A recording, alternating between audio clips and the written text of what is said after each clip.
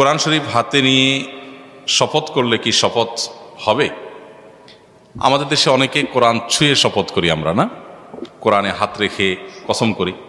তো কোরআন ছুঁয়ে, কোরআন ধরে, কোরআনে হাত রেখে শপথ করলে শপথ হবে কিনা, এবং এই শপথ হলে তার কাফারা দিতে হবে কিনা? তো এর উত্তর হলো যে শপথের একমাত্র বিশুদ্ধ ফরম্যাট হলো আল্লাহর নামে শপথ করা। আল্লাহর নামে শপথ ছাড়া শপথের আর কোনো বিশুদ্ধ ফরম্যাট ইসলামে নাই।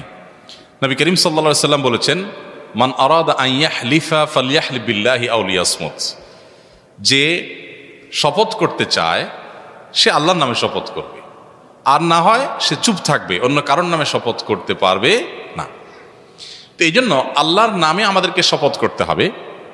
আল্লাহর শপথ, রহমানের শপথ, রহিমের শপথ, কাবার মালিকের শপথ, তার শপথ যার হাতে আমার জীবন, তার শপথ যিনি আমাকে সৃষ্টি করেছেন, তার শপথ যিনি আমার পালনকর্তা, আসমান জমিনের মালিকের শপথ। এইভাবে শপথ করা যায়। এগুলো সবগুলো ঘুরে ফিরে আল্লাহর নামেই শপথ হয়।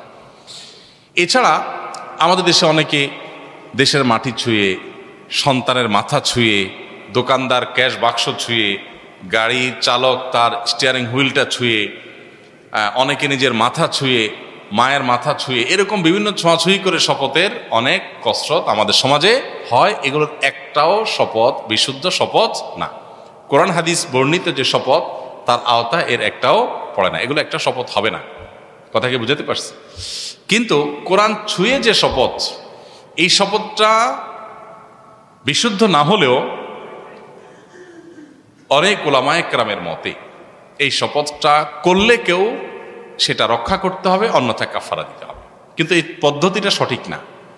ভুল পদ্ধতিতে করা সত্ত্বেও যদি কেউ করে ফেলে তাহলে তাকে এই শপথ রক্ষা করতে হবে, আদারওয়াইজ তাকে কাফারা দিতে হবে। এই শপথটাও সঠিক না কেন?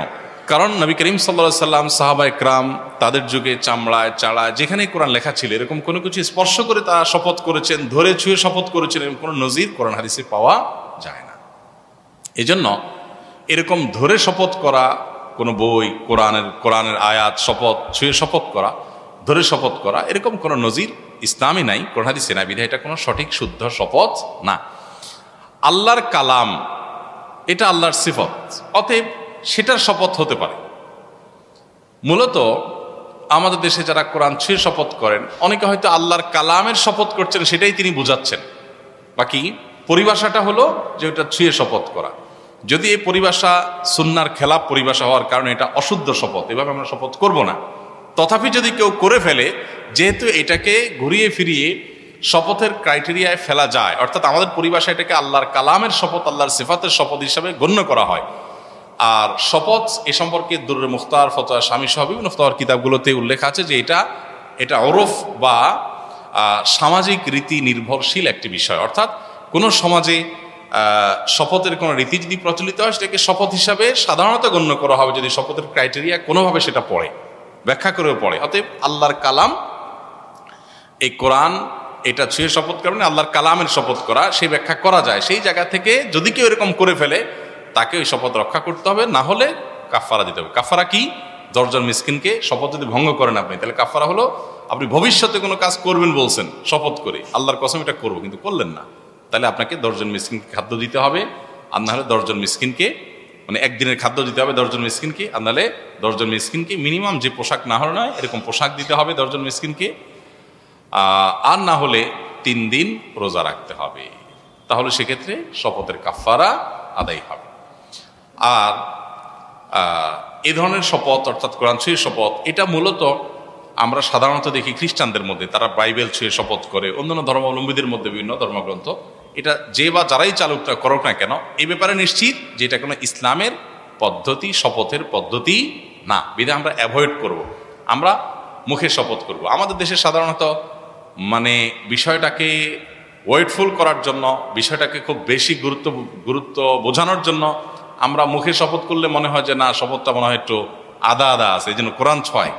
এই পদ্ধতিটা থেকে আমাদের বেরিয়ে আসতে হবে, এটা কোনো সঠিক পদ্ধতি না। বুঝাতে পারছি?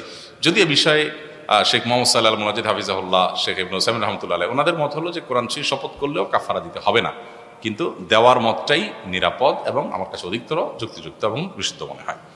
তো আমরা এটা অ্যাভয়েড করবো ইনশাআল্লাহ। আজকাল বিশেষ করে আমাদের স্কুল কলেজের বন্ধুদের মধ্যে, শিক্ষার্থীদের মধ্যে কিরা কাওয়া, কিরা কসম, এই একই জিনিস, এগুলার প্রবণতা অনেক বেশি। আল্লাহর কিরা, অমুকের কিরা, তমুকের কিরা, সারাদিন পোলাপান কথায় কথায় কিরা কায়। কত যে কসমের কাফারা জমে গেছে এদের জীবনে, একমাত্র আল্লাহ তাআলা জানে। অতএব আল্লাহর নামকে এটাকে আমরা হেলায় পরিণত করবো না, যে আল্লাহর নাম নিয়ে আমি যা তা বলে বেড়াবো, যেখানে সেখানে বেড়াবো। আল্লাহ সুবহানাহু ওয়া তাআলা আমাদেরকে আল্লাহর নামের আজমত, আল্লাহর নামের বড়ত্ব এবং তার প্রভাব এটা বোঝার তৌফিক দান করুন।